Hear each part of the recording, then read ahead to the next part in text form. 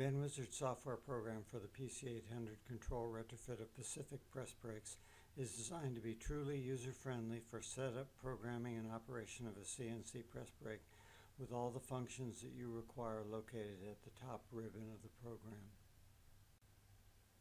The punch and die screen allow for easy creation of new tools. Programming of new parts can be done with 2D graphics with graphical simulation of the bending operation.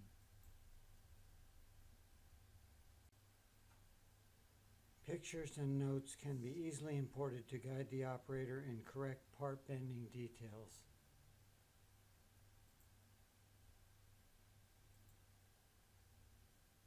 Calibrate the ram and back gauge in one simple screen. To check out a machine alarm, simply click on the maintenance screen. Add new materials easily on the materials screen. And that's how simple it is to program, set up, and run parts in our graphical PC Windows-based CNC control retrofits.